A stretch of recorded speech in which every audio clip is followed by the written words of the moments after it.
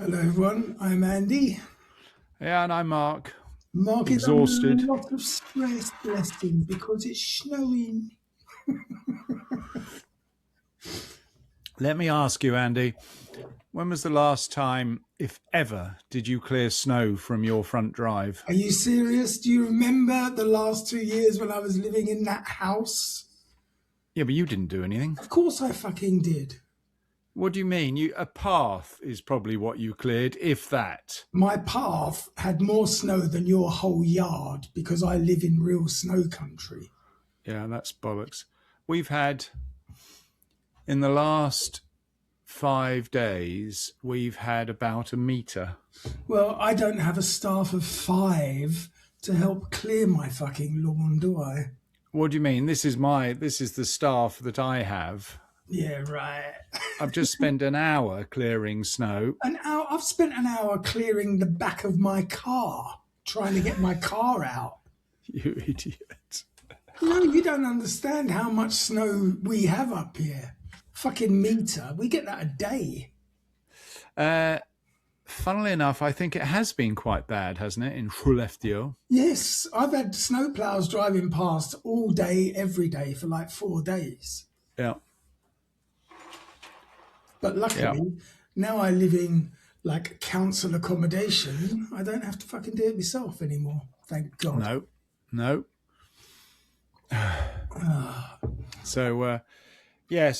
But yesterday, luckily, worked out quite well because, I drove to Örebro Yes, what for, by the way? to drop Alex and Leo off. Have they been there since New Year? Since New Year. They've been here since the middle of December. Fuck me, I bet you were glad to see the back of them. Well, it's not quite like that, but, Alex was, because Anya had already gone back, Alex was by himself with Leo, so I said that I'd take them to Örebro, and that means only one train. Now, does Alex have his own nanny or was he using yours? You think I've still got a nanny, do you? Yeah, of course. I sometimes think I need one. So, does he not drive? I mean, why is he on the train? Of course he drives. Because he doesn't have a car. He lives in the city, in the centre of Gothenburg. Uh-huh. He doesn't, a car is just a pain in the arse. You've got to find somewhere to park it. Oh, no. I know. So, and when would he use it? I don't know, driving to and from work? He works around the corner. He's got an office in the city. Well, it wasn't always like that. No. But anyway, he is actually thinking of buying a car. So, I must admit in this weather I am missing having a car because it's a real motivation killer going shopping when I look out the window. It's like, oh no, I'll leave it till tomorrow. Yeah, and then you end up with nothing. Because like tomorrow is going to be exactly the fucking same as today. Yeah. It's just actually opening that front door is a fucking obstacle. Yeah. It's minus 20 outside. You know it's not going to be pleasant. Is it minus 20? We've only got minus 3 here. Oh, God. I'll tell you now. Alexa, what's the temperature? Right now, it's minus 16 degrees Celsius. Minus 16. Today, expect a high of minus 13 degrees. A high of 13. Yeah, I mean, that's quite chilly. Funny enough, tomorrow we are having 19 and Sunday minus 19. God, oh my God. Tuesday, Wednesday, Thursday, Friday, Saturday, Sunday, which is all the thing goes for, 90% chance of snow every day. Well, the good news is that although you're having snow, at least you haven't got ice. Yeah, we don't get that in Sweden, do we? Because in Canada and places they have... Oh, I see. No, you're right. I mean, that situation is just completely... I mean, you've obviously seen the video. I have seen the video, and she's obviously accelerating at full speed towards a group of ICE officers. Yeah. A load of bollocks to cover up a murder that everybody can see. I mean, it's the videos are everywhere. I know. She was trying to turn around to avoid contact with the police. The fellow went up to the front wing of the car and shot her through the windscreen. Everybody can see it. Yes, but you're not allowed to see it. You have to be believing what you're told. And the problem is, whatever you allow your government to do to others, they will eventually do to you. You're right. Absolutely. Get Robin on to defend his Trump-supporting tendencies. I think even Robin's wavering now, because I did speak to him the other day, and but funnily enough, we weren't talking about this. We were discussing the situation in Venezuela and the impending doom of Greenland. Yeah. And I mean, even Robin was finding it hard to justify invading a fucking sovereign country. I don't care what he's accused of or what he's guilty of. You can't go about pretending to defend international law by violating international law. Yeah. It is not acceptable to invade a sovereign country and kidnap their fucking leader just because you say he's involved in drug trafficking, whilst also at the same time hijacking all of their oil tankers without even pretending that's about drugs. Well, and having freed the convicted drug trafficker, president of Honduras. Yes. I mean, the hypocrisy and the outright it doesn't matter. Front of it is just it doesn't matter. It's all well, in my mind, it's all a distraction to divert attention from what's actually happening in America, where their economy is falling apart. Yeah, and one of the reasons, of course, for invading in Venezuela was because they wanted to put an end to this yen petrodollar. They want it back to be sold in dollars, so they can just sit back printing dollars without having to do any work. What's amazing is, and it's not so unusual, because in times of conflict, amazingly, stock markets tend to do quite well.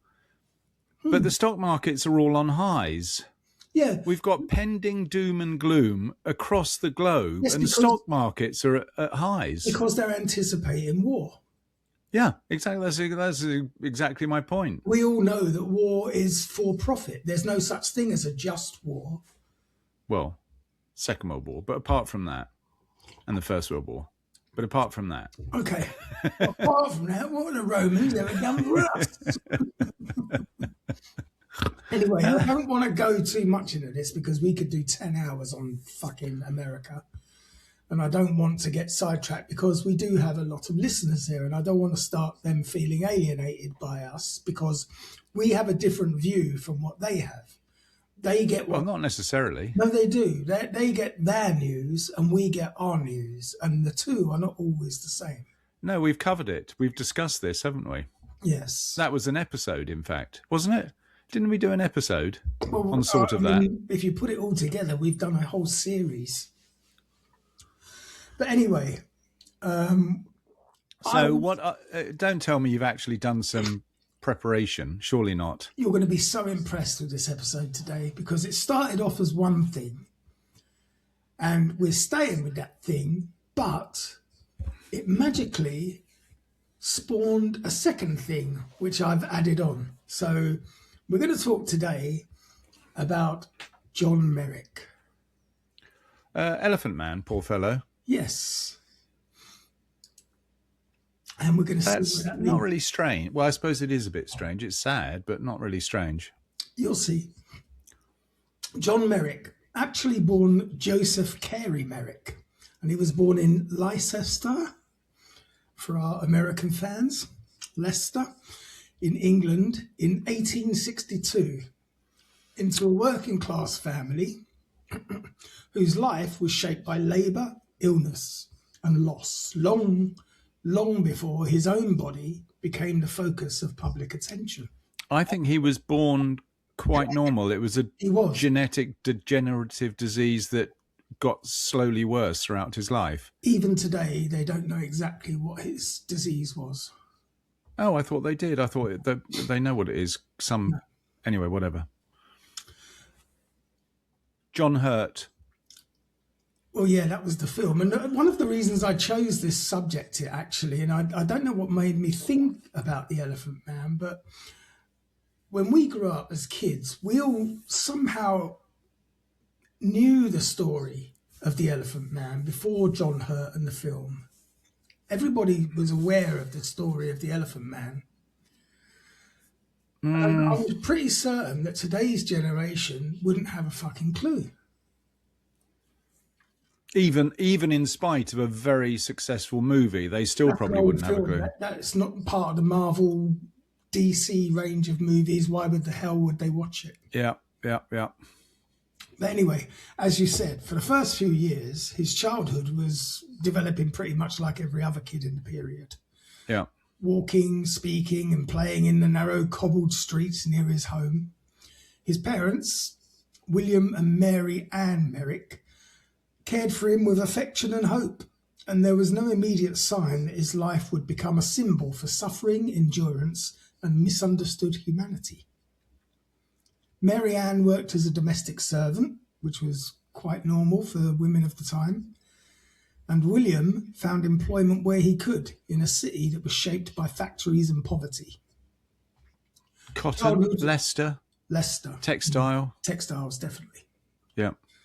Childhood illnesses were common and mortality was an accepted shadow. But Joseph survived infancy and early youth without distinction or alarm. Early youth, what does that mean? Well, when he hit 5 years old, subtle changes began to appear. His skin started thickening in places, and small swellings formed on his lips and his forehead. At first, these were dismissed as minor ailments or injuries, but as months passed, the changes intensified. One arm grew larger than the other, and his facial features became asymmetrical. Doctors of the era lacked both the diagnostic tools and the compassionate frameworks for rare conditions, and his parents were offered nothing or very little in way of explanation. Beyond physical pain, John, we're going to call him John from now on because it gets confusing otherwise. John experienced confusion and fear as his own reflection began to differ greatly from the children around him. The streets that once felt familiar became places of stares, whispers, and cruelty, and childhood innocence gave way early to awareness of difference. The most devastating loss of John's life came with the death of his mother when he was 11. She had been his primary source of protection and tenderness, and her passing removed the emotional shield that had softened the world's reaction to him. His father remarried soon after, and the household grew strained. His stepmother was struggling to care for a child whose needs were complex and whose presence drew unwanted attention. And you can kind of understand that as well. It's like if you marry into a family with what in those times would be considered a circus freak as a child, that's going to be a difficult one to assimilate into your own life. Yeah, admittedly, I mean, some people are able to do it and others are not. In Victorian times especially. Listen, this isn't my own personal viewpoint. I'm just saying in perspective.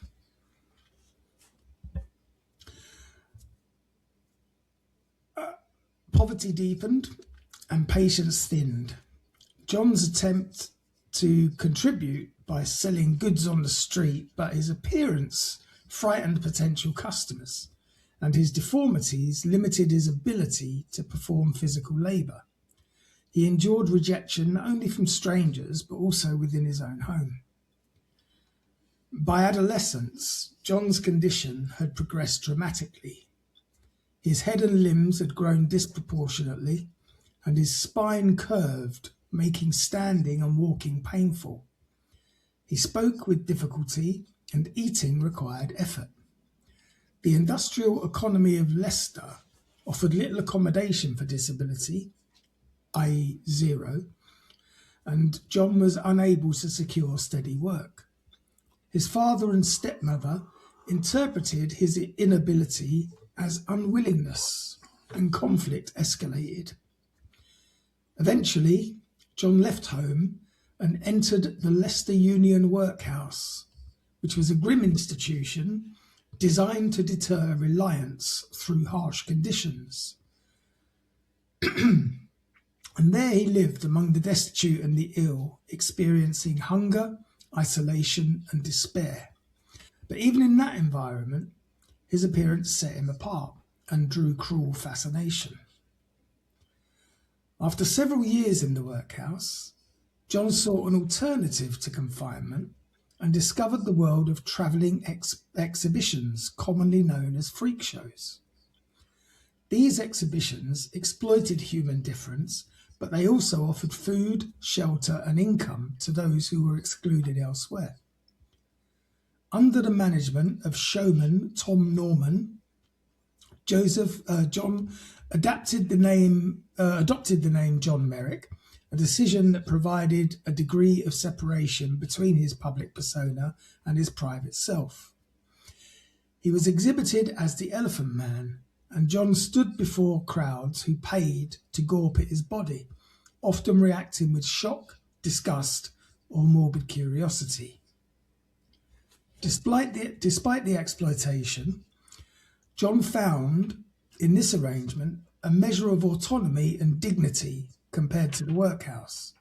He earned his own money, and he was treated with relative kindness by Norman, who allowed him to keep his earnings and retreat when exhausted.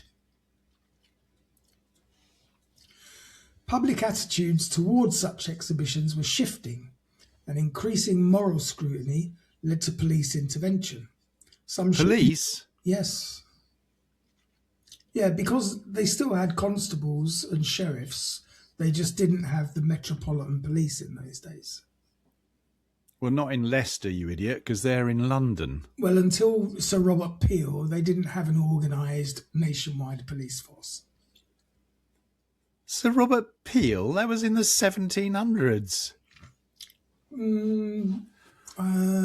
Fact check. Carry on. You do that, because I think you're wrong by about 100 years. Public attitude, as I say, was shifting. Shows were being shut down, and John was once again vulnerable. After being exhibited briefly in Europe, he was abandoned by a manager who stole his savings, leaving him stranded in a foreign country. Unable to communicate effectively and visibly distressed, John was assisted by authorities and eventually repatriated to England. Through a card he carried bearing the name of a London surgeon, he was brought to the attention of Dr. Frederick Treves of the London Hospital. Treves had previously examined John out of medical curiosity, but now he recognised the depth of his suffering and need. John arrived at the London Hospital, and his arrival marked a turning point of his life. Though initially he was viewed as a medical specimen, he gradually became a resident patient protected from public exposure. Treves and other hospital staff came to know John as an intelligent, gentle, and thoughtful man, contrary to the monstrous image that surrounded him. John learned to write with care, crafting letters and poems that revealed sensitivity, gratitude, and self-awareness. He expressed deep appreciation for kindness and longed for ordinary pleasures such as friendship, conversation, and beauty. He constructed models of churches with meticulous detail using cardboard and paper, demonstrating patience and creativity. Victorian society was rigidly stratified, yet John's presence at the hospital drew visitors from various classes, including members of high society and even royalty. Many came out of curiosity, but left impressed by his manners and warmth. But hang on a second, so he was sort of a sort of a specimen within the hospital to be viewed. They basically cared for him, and one of the caveats was that, if someone rich wanted to have a gander, that was the price he had to pay. But people actually did, because he was intelligent and warm and mannered. They could, I guess, to some extent, see past his deformity. Good. It was a form of acceptance for him. He definitely felt better about it. You were wrong, by the way. When was Sir Robert Peel? It wasn't 79. It was 1829. Okay, so I was half right. No, you were completely wrong. I was exactly as right as you were. So there's that. All right, so he's living moderately happily in the hospital. Yes. And he learned to navigate these encounters with grace despite ongoing pain and physical limitation. He developed friendships and experienced for the first time a sense of belonging.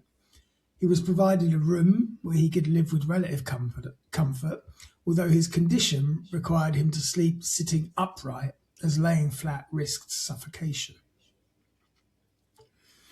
Throughout his time at the hospital, John's health continued to decline.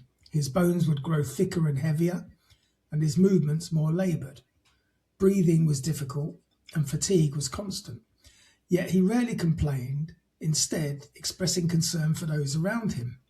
His writings revealed a man who internalized both the cruelty and the compassion of the world and sought meaning through endurance. He framed his suffering within a normal and spiritual context, believing that patience and humility could redeem even the harshest circumstances. John Merrick died in 1890 at the age of 27. Really? Yeah. He was only 27? Yep. All right. He was found lying down in his bed, having attempted to sleep like other people. It's believed that the weight of his head caused his neck to break or obstructed his breathing, leading to his death. His passing was quiet, and it reflected his lifelong desire for normalcy.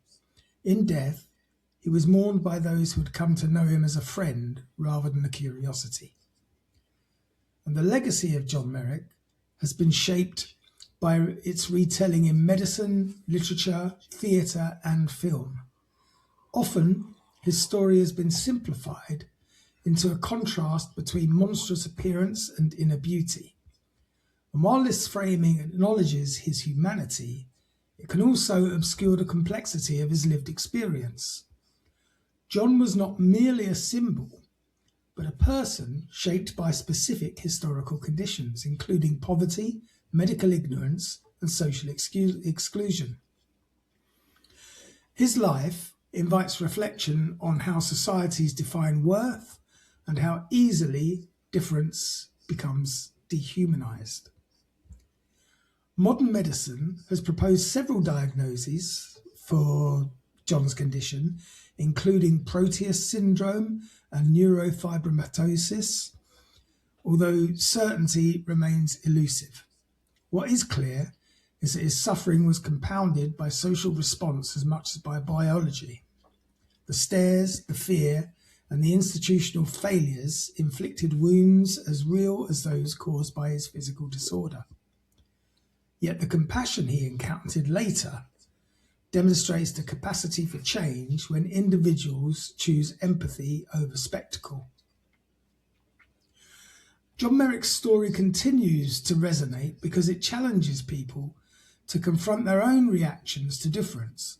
It asks whether kindness is conditional and whether dignity must be earned or simply recognized. His life underscores the importance of listening to those whose voices are marginalized and of creating spaces where care replaces curiosity. He reminds us that humanity is not measured by symmetry or strength, but by the ability to connect, to endure, and to care. In remembering John Merrick, it's essential to honour both his suffering and his agency. He was not passive in his fate, but he made choices within severe constraints, seeking dignity where it could be found. His decision to enter exhibitions, His efforts to communicate his appreciation and his attempt to sleep normally on his final night all reflect a desire for self-determination. His life, although brief, offers enduring lessons about resilience, compassion, and the cost of neglect. The world that shaped John Merrick was one of rapid industrial change, where bodies were valued for productivity and deviation was punished through exclusion. His story illuminates the dark intersections of poverty, disability, and entertainment, and exposes the moral failures of a society that profited from spectacle while denying care. But it also reveals individuals who acted with generosity and respect, challenging the norms of their time. And through them, John experienced moments of peace and recognition. Today, he is often invoked in discussions of medical ethics, disability rights, and representation. His name serves as a reminder that behind every diagnosis is a person with dreams, fears, and dignity. His life encourages ongoing examination of how narratives are constructed and who controls them. And by centering his voice rather than merely his appearance, we move closer to honouring his humanity.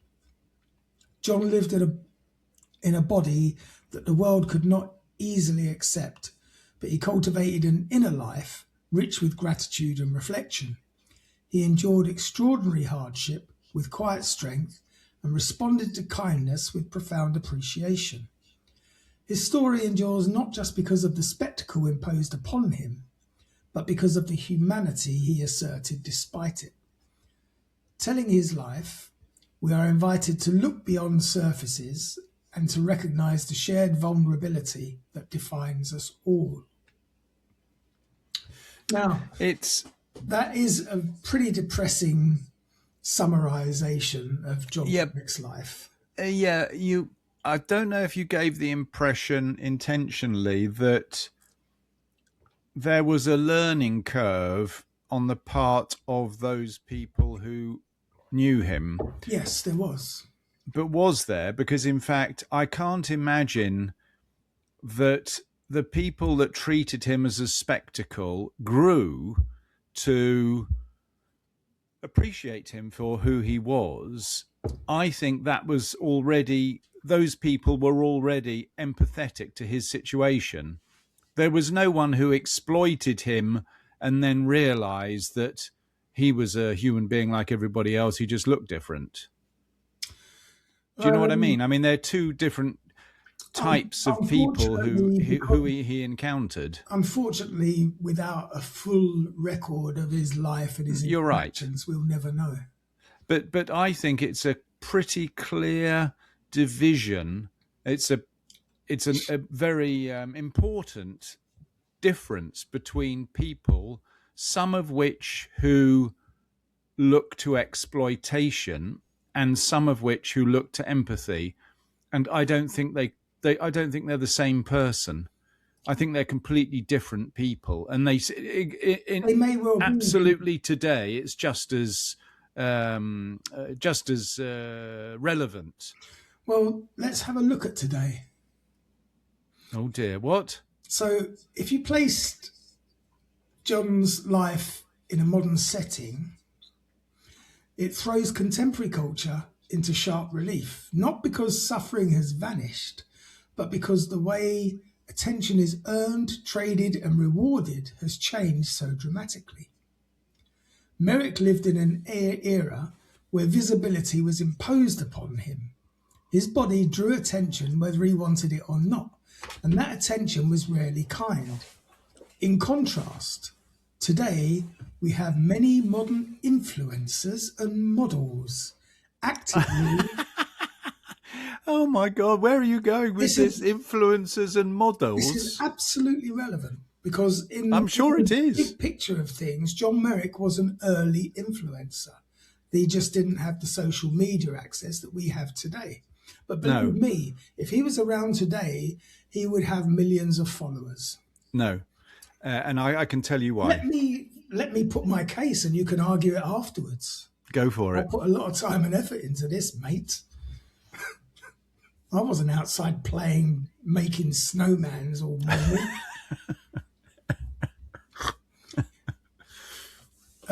Yeah. Many modern influencers and models actively pursue visibility, shaping their images with precision and intention, curating moments designed to attract approval, admiration, and constant engagement. The difference isn't merely technological, but moral and psychological, revealing a reversal in how validation functions. John Merrick was seen too much and understood too little. His presence provoked staring crowds long before he consented to be observed. In the 19th century, spectacle was physical and unavoidable. People gathered in rooms and tents to look directly at bodies deemed to be unusual. Merrick's exposure was rooted in survival rather than desire. He entered exhibitions and not because he sought admiration, but because exclusion left him no alternatives. The attention he received was a tax he paid to eat and sleep indoors. Modern influencers, by contrast, often begin with safety and choice. They are not forced into the public eye by necessity, but step into it voluntarily, exchanging privacy for likes, follows, and perceived relevance. In Merrick's time, attention was heavy, slow, and cruel. It required proximity. Viewers confronted a real human being whose suffering could not be filtered or softened. Even when audiences dehumanized him, his physical presence resisted complete abstraction. Today, attention is weightless and infinite. It moves through screens, stripped of consequence. Influencers can be admired, criticized, or forgotten in seconds. And this distance allows validation to feel abundant, but strangely empty. Where Merrick endured the pain of being reduced to a body, many modern figures risk being reduced to images, metrics, and algorithms. And the irony is that Merrick longed for invisibility and normalcy, while many contemporary figures fear invisibility above all else. Merrick dreamed of being unremarkable, of walking without being noticed, of sleeping like everybody else. Influencers often measure success by how difficult they are to ignore. Silence rather than cruelty becomes the threat. In this inversion, validation shifts from something imposed to something chaste. Merrick was validated only when someone looked beyond his appearance. Influencers are validated when their appearance is affirmed repeatedly, even if nothing deeper is seen. Merrick's rare moments of dignity came through genuine human recognition. When Teves and others treated him like a person capable of thought, feeling, and friendship, the effect was transformative. Validation in this case was quiet and relational, and it arrived through conversation, patience, and respect. In contrast, modern validation is often quantified. It arrives as numbers on a screen, divorced from intimacy.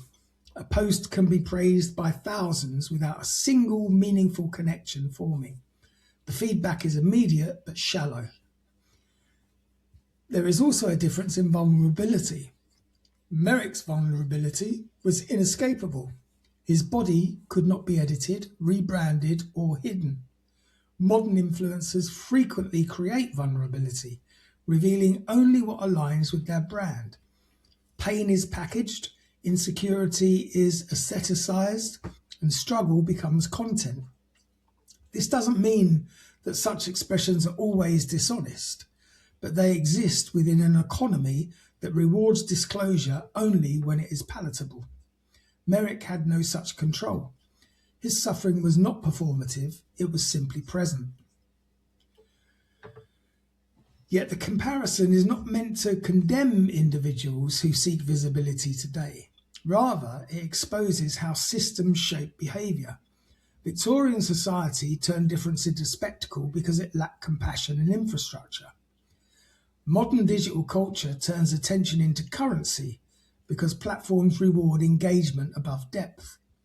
Influencers and models operate within incentives that encourage constant self-display such as Merrick operated within a system that forced him to monetize his body to survive. Both are shaped by structures larger than themselves, though the consequences differ in severity. What Merrick's story offers modern audiences is a reminder of what validation actually sustains a person. He wasn't healed by attention, he was eased by understanding. His greatest relief came not from being seen, but from being known. In a culture saturated with images and performances, this distinction matters. The pursuit of visibility without understanding can leave people exposed but not seen, loud and yet still lonely. Merrick's life suggests that dignity emerges not from applause, but from recognition of shared humanity. In a modern setting, John Merrick might still struggle, though perhaps differently. Medicine might alleviate some of his physical struggling, and legal protections might shield him from overt exploitation. But the risk of being defined by appearance would remain. Social media might amplify both cruelty and kindness. He could become a viral symbol, celebrated and consumed in cycles of outrage and inspiration. The question would remain the same as it was in his lifetime. Would people listen to his voice or only react to his image? Ultimately, comparing Merrick to modern influencers is not about moral superiority, but about contrast. Merrick endured attention without consent and found peace in obscurity and friendship, whereas many modern figures chase attention with consent and find themselves restless within it.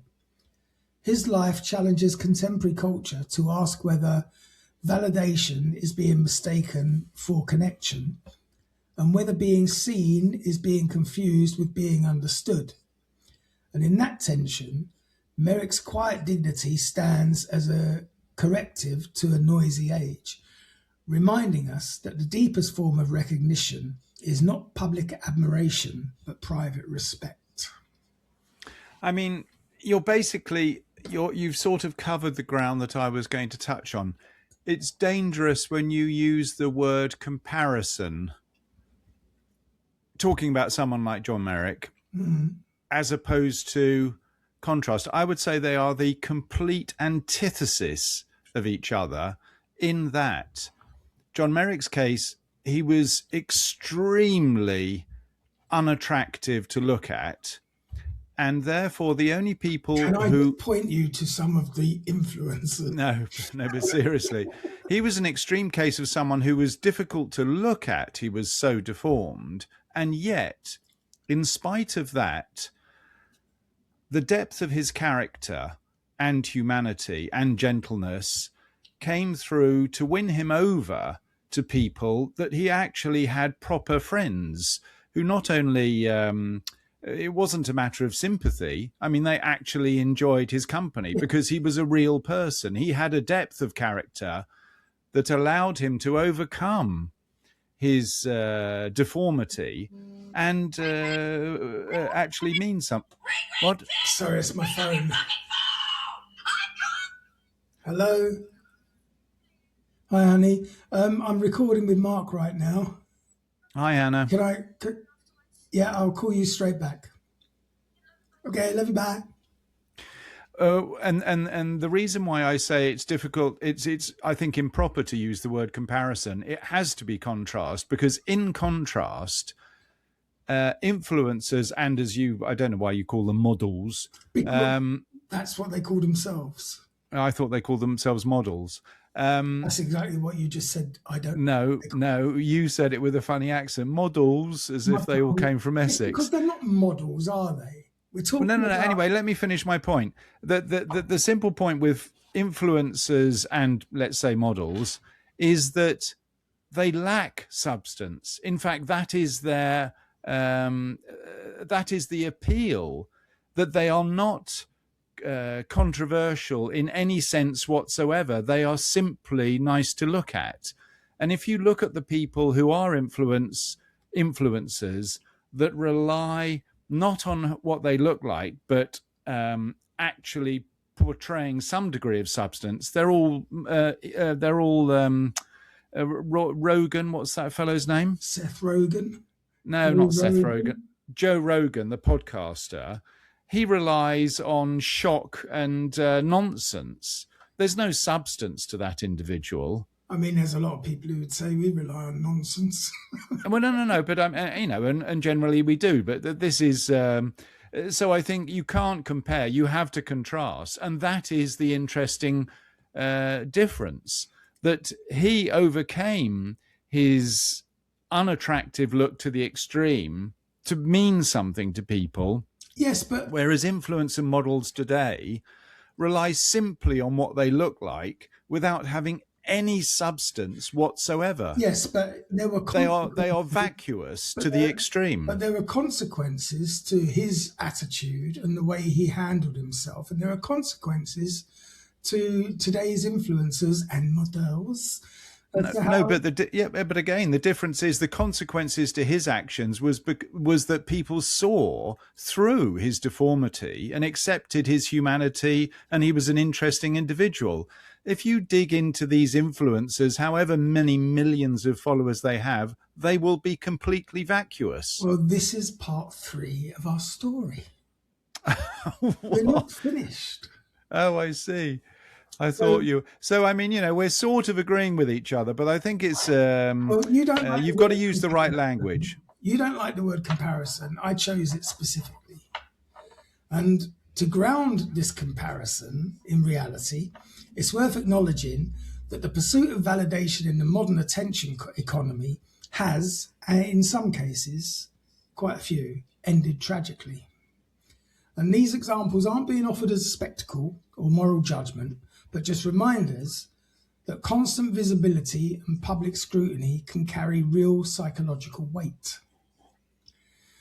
One often cited case is that of Etika, who was a YouTube and Twitch personality whose energetic online persona masked very deep struggles with mental health.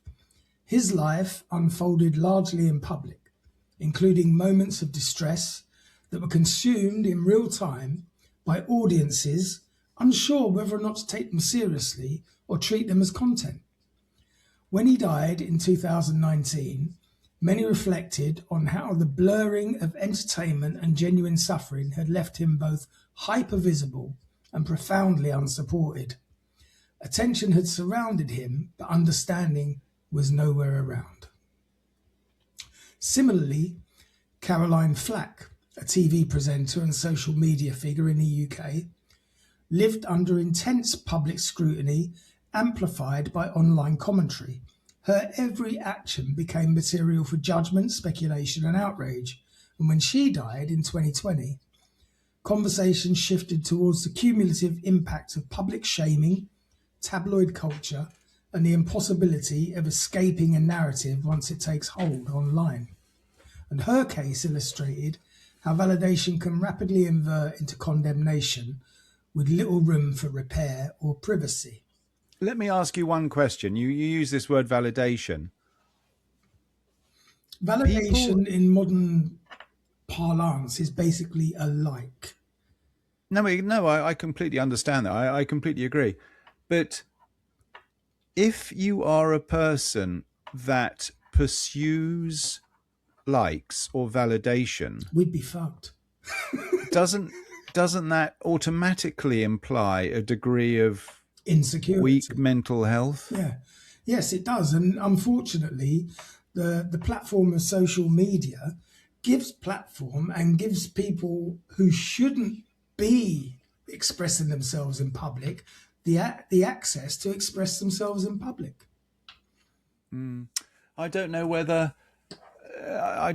it's fair to pass, if we are passing judgment, for me to pass judgment on. But the thing is that if they are exposing themselves by wanting to be influencers, then they have to be up for criticism and comment. Well, that's like saying that poor woman who was shot in Minnesota, Renee, whatever her name was. Yeah. I mean, I've read some of the comments under the video, and one of the comments was because someone said, how can you justify shooting a woman who's driving at 2 miles an hour trying to avoid the ICE officers? And one of the comments said she was blocking the road. So you mean it's impossible to penetrate that level of ignorance and stupidity? You cannot, because no matter how you justify someone's actions and the consequences of that action, there will be some moron who will argue until death that they brought it upon themselves.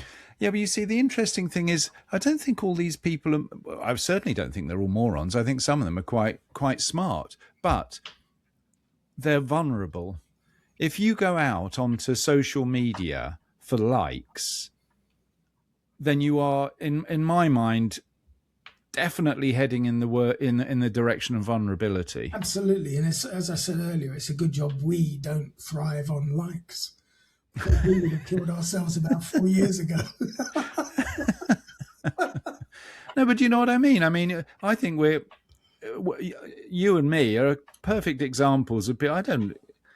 We do this because we enjoy it. We certainly don't do it for likes. No, I mean, obviously. Clearly. But I think it is important because, you know, who is the epitome of influencer type? Is it someone like Kim Kardashian? No, I don't think she's that relevant anymore. It used to be, there was a time when for years that fucking horrible Muppet Show creation was on the front page of every newspaper every What is that? day. What are we talking about? Kim What? Kardashian. Oh, I see. All right. Yeah, that is. Yeah. Yeah. It was like the Muppet Show every day for years on the front page of every newspaper because they took a dump at an airport, or because they picked up something off the pavement, or because they killed someone in their car, which is fair enough. But what's interesting, and it always puzzle. It doesn't puzzle me, but what's always interesting to me is that. I mean, you know, I'm not saying she's completely vacuous, but you know, she did get some sort of law degree. No. Don't go there. That's just no. I don't know. I'm trying to defend her. Actually, I'm calling her vacuous. Herself. She was. I mean, every day, 8 hours a day, she was being photographed for tomorrow's posts. She did not study law, but she would always post under her, or her staff would always post under her pictures, studying law by the pool. It's just bollocks. And anyway, the simple point I was going to make was, in a modern society where so many people measure success in monetary terms, yes, they've been immensely successful. Yes. I mean, you can't argue against that. Yes, it's true. That younger sister, whatever her name is. But they will not be able to take that wealth with them when they go to hell, which is where they belong. Oh, I don't know whether they necessarily belong in hell. Well, I mean... well, I don't think they're an evil influence. They are responsible for so many fucked up kids worldwide. They deserve to go to hell. You mean because the children want to emulate their fucking standards that their photoshopped photos were setting as a normal standard for people to aspire to? They are fucking responsible for hundreds of thousands, if not millions, of eating disorders worldwide. I don't know enough about it because Izzy was too old. She was already out of that sort of thing when they were about. For that. Yeah. No, but anyway, listen, I have one more example to get through, because in 10 minutes you're going to say, "Well, my time's up now. I've got to go back to shoveling snow." I don't speak like that, even exactly. to you. That was so uncanny. People won't even know that was me speaking. So our last example is a chap called Byron Bernstein, who is known online as Wreckful.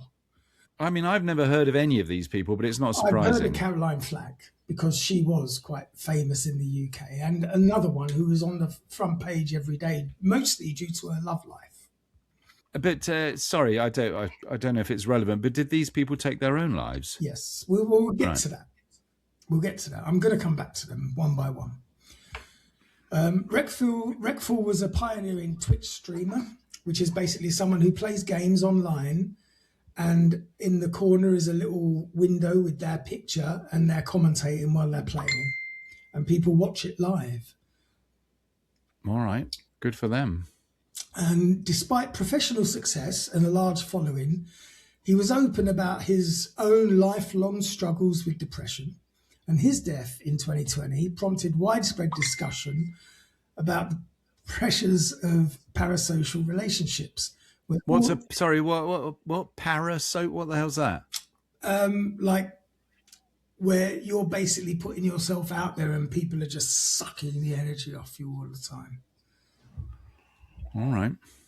Where audiences feel close to creators, such as I, while creators carry the emotional burdens of thousands projecting expectations onto them. His visibility created connection for others, but didn't guarantee anything for himself. And these stories echo a quieter truth that John Merrick's life already illustrated in a different form. Attention isn't care. Being watched is not the same as being held, and in Merrick's case, the crowds were physical and immediate. In the modern era, they're digital and they're endless. Yet the emotional risk is very similar. When identity becomes performance and worth becomes something measured externally, the self can erode under the weight of constant evaluation. And placed alongside Merrick's story, these modern tragedies reinforce the same lesson from opposite directions. Merrick suffered because he couldn't escape being seen, and influencers suffer because they cannot stop being seen. His peace came from a small circle of genuine recognition, not mass attention. The lives and deaths of certain modern public figures suggest that without boundaries, compassion, and real human grounding, visibility alone can become isolating rather than affirming. In this light, John Merrick's story isn't just about historical tragedy, but a contemporary warning. It urges a reassessment of what kind of attention we should reward, what kind we consume, and whether the validation we offer each other is rooted in humanity or merely in spectacle. Now, to make this contrast complete and honest, it's important to state plainly how these figures died, without any sensationalism and without turning their endings into a spectacle. The facts matter because they reveal how visibility, pressure, and isolation can converge with devastating consequences. Etika, whose real name was Desmond Amofa, died by suicide in 2019, after weeks of increasingly concerning public behaviour that many viewers misinterpreted as performance or provocation. He simply disappeared. His body was later found by authorities, confirming that his distress had been real and escalating and wasn't an act. Was he sort of a drug addict as well, or no? So this is literally He down was to very his. Successful. I mean, all of these people were millionaires. All of them. Did they have any? Did they have any? I wonder if did they have any normal friends? They must have done. I didn't ask. Hmm. The tragedy exposed how an audience trained to consume content can fail to recognise genuine crisis when it appears on the screen. Caroline Flack died by suicide in 2020, awaiting trial and living under intense media scrutiny. Her death followed months of tabloid coverage, online harassment, and public judgment that left little room for privacy or recovery. In her case, visibility wasn't self-directed performance, but relentless exposure, demonstrating how quickly public validation can turn into collective condemnation. Byron Bernstein, the chap known as Reckful, also died by suicide in 2020, and he had spoken openly for years about depression and suicidal thoughts, often doing so live in front of thousands of viewers. His openness was praised for reducing stigma, but it also meant that his most vulnerable moments were witnessed rather than privately supported. His death highlighted the emotional cost of parasocial relationships where creators give intimacy at scale but receive no care in return. These deaths underscore a grim continuity between Merrick's world and our own. Merrick's body failed under physical strain when he attempted to live as others did, trying to sleep lying down like a normal man. These modern figures' lives ended under psychological strain, crushed not by bone and flesh, but by pressure, judgment, and exhaustion of the self. Different centuries, different mechanisms, but the same underlying truth. Human beings are not built to carry relentless pressure without refuge. There is one point that we're sort of overlooking, and that is, you might not, and that is John Merrick's case. That was completely involuntary. Not necessarily. He may have decided that he'd fulfilled. No, his physical deformity was involuntary. Oh, yeah, of course. Whereas influencers is definitely their choice. Can I just point out that a lot of influencers deform themselves to adjust their looks for an ideal that they want to impose on other people? Yeah, supporting the point I'm making, that they choose to do these things. Yes, but it's still deformity. Yeah, but... And it's a mental deformity as well, in many cases. Well, if you start mutilating yourself for the benefit of others, that is definitely mental illness. Yes. But you can't describe it. By definition, that's mental illness. We'll get cancelled and our 2 viewers will go down to 1. What do you mean? You can say mental illness. Not anymore. Of course you can. I think Donald Trump's banned it. Because people keep calling him a mental. He doesn't like it. Anyway, as I say, these deaths underscore the continuity between Merrick's world and our own. But John Merrick didn't die because people hated him. He died after a lifetime of being seen without being understood. And many modern influencers and public figures don't die because they lack admiration. They die because admiration is unstable. His ending was quiet and private, but theirs tends to happen in a show of public attention that could not ultimately protect them. But hang on a second. I mean, you talk about admiration. Any online admiration is literally weightless. It is completely meaningless. I have said that in the body of this podcast. All right. Together, these stories argue for a re-evaluation of how society treats visibility. Merrick teaches that dignity comes from being recognised as a human, not from being watched. The tragic deaths of certain modern influencers show that even in an age overflowing with attention, that lesson remains painfully unlearned. And now, at the end of this podcast, you can give us your tuppence worth. What do you mean? I've already expressed it. I think, as I say, it is a complete contrast, what you are trying to compare.